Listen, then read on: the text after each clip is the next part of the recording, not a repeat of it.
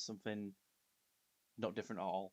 So we've already previously made a zombie shooting game, but what I want to do today is create a better zombie game. There's like different things over time. Like when I first started doing these P5 Play video series, I've been relatively new to it. It's quite a new library. It's still getting updated. I'll be doing some new videos soon about some of the new features, such as joins that's just been added to the library.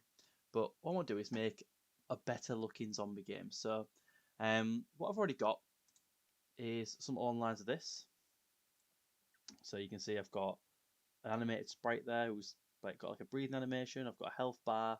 I've got how many kills I've got, and then you can go around, move around. They're animated towards you. They change animations. A bit of blood spawns, and we can kill the zombies. So that's what we're going to create. So make a new P5 project as we always do. We'll call it zombie redo. Do our usual. Go into P5 Play and make sure we import the correct library, just like that. And then we can start off getting rid of all this rubbish and start making something decent. So we're going to make our variables as normal. So we want let player, let's get rid of Grammarly. So we want player, we want the baddies that spawn, just name it something right. We're going to want bullets to spawn. We're going to want a timer, and then we're going to need some variables to store images. So we need the background image. I've got BG image, I've got the zombie animation, and I've got the player animation. And then I want some more variables. So I want a score. So let's do let score equals 0 and let health equals 100. Don't want 1900, that'd be crazy. So how I'm going to do this is I've already got some images I've already downloaded. So I've got these of Open Gamer, all of them. So I'm just going to download these and upload them. You do need an account if you're going to upload your own files. Just that's how it works. You need somewhere to save it. So I've got background, I've got a sprite sheet from a zombie, and I've got a player image. So I'm just going to upload these here. So you see I've got background, which is like a little beach. I've got the player, which is a sprite sheet, and I've got a sprite sheet for the zombies that does his little walk animation and things like that. So the first thing we need to do, just so we've got it all ready and there to start, is we're going to preload these in. So we're going to do function preload like that, and then we're going to have zombie Annie equals load image, and then it's just sprite sheet, I think it's called. Yep, sprite sheet.png. We've got player Annie equals load image, and that's called player.png, and then we've got bg image equals bg.png. Okay, so those images are in. So you should see when you run, it loads a little bit longer than it would before because it's just loading those images, and we can see, or hopefully we can see, there's no errors or mistakes or anything like that. That's the first part done. Now we need to create a lot of things. So we're going to just make the canvas a little bit smaller because we don't need to be huge for now. You can change this later on if you want, but let's just make it so it's always the same size. We'll give it a black background to start off with. So you should be able to see the background should be black, and we've got a little area to work with. Then we can start making our player. So we've got player equals a new sprite. Now we're going to set everything up individually. Okay, so we could do it all in one line, but we're going to do it nice and simple. Now I'll explain these numbers as we go along. So player.width is 258 pixels. The player.height is 220 pixels. Now the reason why it's those specific numbers is that on the sprite sheet, it's the width of the sprite sheet. Because the height's just the height, because it's one line, but it's the width divided by how many things we've got. Okay, so it just turns out to be, it's well over 1,000, so it's 258 per person or per thing. Right, player.collider. We don't really need a collider in this thing. We don't need any physics because there's no gravity in this game. And then player.sprite sheet. I always put a capital S there when I don't need to. So sprite sheet equals player Annie. So what we should see now, they might not fully work, but we should have something on the screen. So we haven't set the image yet, so we now got our sprite on the screen. Quite big, but we are going to scale it down. It's just because that's how big the picture is. And then we're going to add some animations.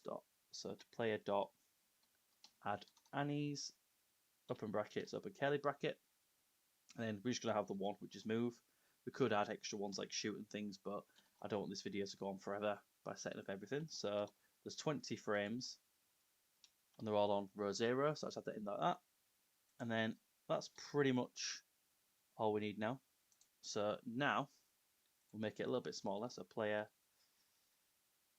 player.scale equals 0.3, so it's going to be a third of the size. So now we should see our little dude on the screen. Hopefully. So there he is, and he's moving a little bit. You can't really tell, but he's got his little breathing animation he's got there. So that's our player sorted. We're now going to make a new group, okay? So in the other video, I didn't use a group, I used an array, which works the same way, but the code's a little simpler by using a group. So a group basically acts as an array. It's almost like this isn't strictly correct, but it's almost like using a class and an array together. So instead of making a class and making an array to have multiple of the same thing, we can make a group which does the same job, and it saves us a bit of code. Not much more for that one though.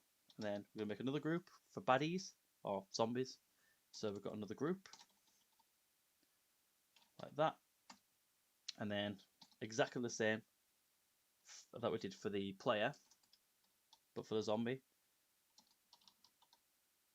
Dot width equals 285. Again, it's just that's the proportions of the image. We're going to change that later anyway, make it smaller. Dot sprite sheet equals, that's a zombie Annie we've already installed, and then baddies dot add Annies. So add some animations. We've got 2 animations now though, so it's going to be slightly different. We've got move, which is going to be row 0 and the 17 frames on this one. And then we're also going to have attack, so it puts its arms out so we can see it's like scratching you or whatever. We've got row 1, and then this one, there's only 9 frames for that one, so there's not as many. And that's that done. We can then scale this one down as well. So baddies.scale equals 0.3, they're similar size images, so put my boss to a third. And then what we can do is I'm going to change the width afterwards. Now what this means is the collider is going to make it a little bit smaller. We don't really need it for the human, but just so you've got a bit of a different bit of room for when it's touching you. I'll show you this using debug later on. And that's pretty much it. Okay, so there's a few more things we need to do. There's a few extra bits we're putting in. So we're going to do something to bullet. So we're going to say bullet dot overlaps. Now the reason we're doing it after we've declared bullet is because baddies don't exist at that point. So I could either make the bullet afterwards or just add it here, it doesn't matter. So every time a baddie overlaps with a bullet, it's going to call a function called kill. So we'll go ahead and write that in a moment. And then we're going to set interval, and we're going to call a function called spawn every 5 seconds. And then that's it for now. So we need to make these functions though. So we need function kill, and then function spawn. Now at this point, if you've got this far, it won't do anything, but the program should work. There shouldn't be any errors or anything like that. We can't do anything, but if we didn't have kill and spawn made, then nothing would happen. So we'll start off with this one. So probably terrible parameter names, but when you do the kill function, we use an overlap. It passes in the bullet and the zombie, but so I could call it bullet and zombie, I guess, if that's probably a bit better. So let's call it bullet and then zombie, like that. It's a better name. It's always good to have really appropriate variable names in your programs, so we can just do bullet.remove zombie.remove and then score plus equals 1. Okay, so that's going to get rid of the things that are touching and add 1 to our score. And now a little bit more difficult is a spawn function. So what we're going to do with this one is we're going to make a new local variable. We don't want everything to be global, which is going to use the floor, which is a round down function between 1 and 3. Okay, that's going to determine the position. Going to make some local variables again for X and Y positions for the zombie. And I'm just going to say if position equals 1, then X equals a random between -400 and 0. So it's going to spawn over here somewhere on the X. And then Y equals a random between exactly the same, -400 and 0. So Y -400 means it's up here. So it means we're going to spawn over here somewhere in the top corner. Okay, and then we can do exactly the same thing. So else if position equals 2, and you can add more to this. You can have it so there's better spawning, more spawning if you want. So X equals random between 400 and 800. So it's now going to spawn over here somewhere on the X. And then Y equals 400 plus, and then we'll just do a bit of a random in there. So this one's going to spawn on the Y over here somewhere. So it's going to spawn from this corner. So we've got 2 corners it's spawning from. Obviously, you can increase this random generator, so you've got more different things, more different locations. And then we're just going to create a new baddies.sprite. That's how we use a group. And then we're going to spawn that on the X and Y that's been created. So if I run that now, what should happen, not a lot will happen, but hopefully after 5 seconds, we should get some zombies spawning. We won't be able to tell, but they'll be spawning up on here. So if we're looking at our RAM and things should go up technically, but I don't think we'd be able to tell at this point. So that's that part done. Okay, so the next thing we want to do is draw some stuff on the screen. So in draw, we're going to start off with a nice clear, which makes sure you don't have repeated things around. We're going to add a background with BG image, so that what I should do now is it'll start off as black and then switch to the image.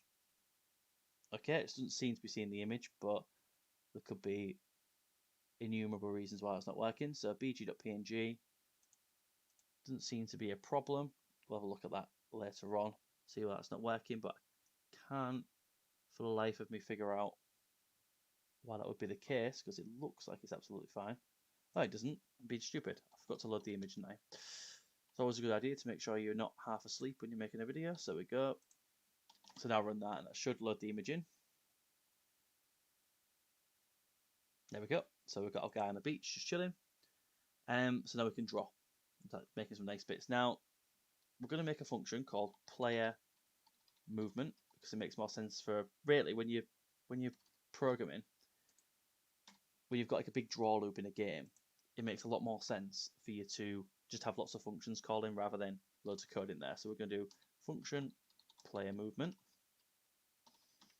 and all we're going to do in here is we're going to set the animation to be we don't need to actually, but if we was going to change the animation we would, but we can do if the keyboard dot pressing the A key. What we're going to do is do player dot move. We're going to move 5 pixels to the left, and we're going to move pretty quickly. The 5's like how fast you're going to move. So we've got that there, and that's about it. So then we can do, if you're pressing D, not AD, you're going to go right, exactly the same. If you press W, you're going to go up, and if you press S, you're going to go down. Okay, so we can check that works now. So up, down, left, right works. And then what we probably want to do as well is have it so it moves around. So player dot rotate to the mouse, and then how fast we want to move it, pretty slow. So now we should be able to move around like that. See, so it's not instant like that, and I can move around, make sure I've clicked inside this box, and now I can run around and hopefully be able to shoot some zombies. Okay, so now we need to actually get it so we can shoot something. Now, if I'm honest with you, it could go into a play movement function, but we're just going to make a shoot function. Just put it in here. So function shoot, like that. We're going to say if mouse dot presses. You don't want pressing because it'll be crazy like a machine gun. We're going to make a local variable. So let b equals a new bullet.sprite. And then we're going to make that in the player.x position and the player.y position. Could be a little bit different, but it's just going to come from his body at the minute. We're going to set a collider. So b.collider equals k collider. So it means that it won't be affected by physics and gravity and things like that. The direction is going to be an angle from itself to your mouse position, and then we're just going to set a speed like that. So now I should now be able to, when it runs, it's been a little bit slow, should be able to click, and it should make a little bullet, which that's working absolutely fine. So now we need another function for the zombies to move. So let's call it zombie move function zombie move. As I say, your draw really should just be a bunch of functions running. So that's why every time I've got a bit of code, I am literally just going ahead and making a function to put that in. Okay, you don't have to do that. You could, all this code will just work in the draw as well. Just makes your draw look a little bit neater. If something's going wrong, you can triage and fix the function rather than trying to fix the whole thing because you've got a random line of code that doesn't work.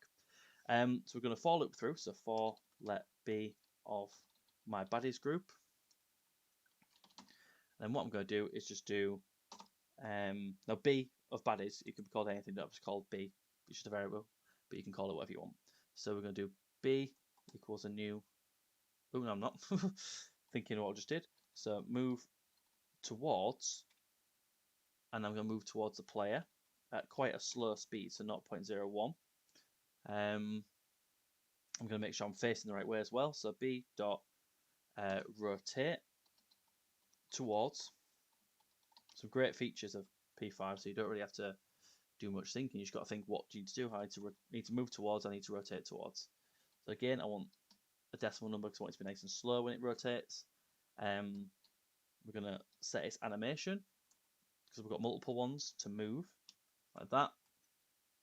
And then I think it makes more sense to do it inside here. So if B is overlapping with the player for more than 10 frames, so you can get away a little bit, we're going to take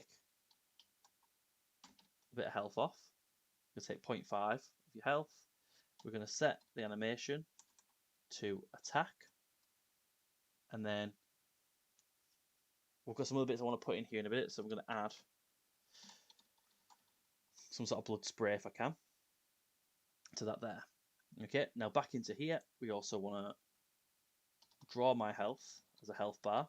I also want to draw my score. Okay, so we're going to make these as functions. So function draw health, and then I want function draw score. Okay, so if I run this now, nothing will happen in these because they're empty. That's fine. What should happen, provided nothing breaks, is after 5 seconds, I should have some zombies coming towards me. There we go. We've got a zombie there, so I can run around. I can shoot him. Other ones come. He's like grabbing me as I get close to him, and I get away, and I can shoot him. So it's looking really good so far. So let's draw a health bar. Quite easy to do. So we need to set the text size. And let's have it not too big. So set it's 15. We'll set the fill to 0. So that's just black. You know, whatever color you want. And then we're going to say if your health is greater than 0, we're going to have the text, which is going to say your health. And then we're just going to add in the health variable, and we'll spawn that top right. So that'll be 260/40 makes sense. Then we're going to make a little bar. So we're going to fill it in red. So it's RGB. So we've got red. We're going to draw this first. We're going to make a rectangle. So let's do rect. 250, 50, 110. So 100 width, 10 depth. At 250, 50 for the x and y. And then I'm going to also draw another rectangle, which is going to be green. But this time, my rectangle is going to have a variable in it. We can use health, so we're going to say 250, 50, the health for the width, and then 10. Oh, I'm getting swarmed out by zombies. And then, otherwise, what I want to do is do exactly the same thing, but we'll just have a nice full red health bar. Like that. So fill back to red, and then make another rectangle. Exactly the same spot, so 250, 50, 100, and 10. So that's that. That'll draw our health bar unless I've made a mistake. So we've got a health bar there, and then while we start making the drawing the score function, we should see our health go down. So now he's eating me, the health's going down, killed it, we can carry on. Then, yeah. Obviously at the minute, we haven't put any validation in, so we can just keep dying. So now we want to draw the score. So we can just do exactly the same thing. I don't think we need text size, we've already got text size in there, so we can just put that back to black. And then we can just say how many kills you've got. So kills plus your score, we'll do that at 50, 40. So now it should say our score on there. So that's we've got 0 kills. And then I'm going to guess that it's going to spawn from either one of these sizes, so it should go up. So I've got 1 kill. And then 2 kills and so on. So we're pretty much there with the game. Last thing we probably want to do now is check dead. So make another function. So function check dead, and then we're just going to say if your health is less than or equal to 0, we'll stop the game. Okay, you shouldn't use no loop necessarily, but for now it's absolutely fine. So now I should be able to play the game absolutely fine, unless I made a mistake. Is there a little mistake on there? Oh, I missed an I. Oh, and I press tab. There we go. So now it should work. And then hopefully it'll kill me. It should load, so it should do that. My health should go down when I get to 0. So it's grabbing me, scratching me, it's eating me, whatever. The one's coming in, and I've died and the game's frozen because it stopped. So there's one last thing we're going to do. Okay, we're going to create some blood. So we're going to say, did I make a thing up here? So we'll make another variable, so we'll call it blood. And we'll say blood equals a new group again. Now, the colour is going to be red. You just use the word that in P5 Play. I'm going to add some mass to it, which doesn't really matter. And I've got blood dot velocity dot y equals -6. You'll see why in a moment. And then blood dot life equals 20. Now what life does is it basically deletes the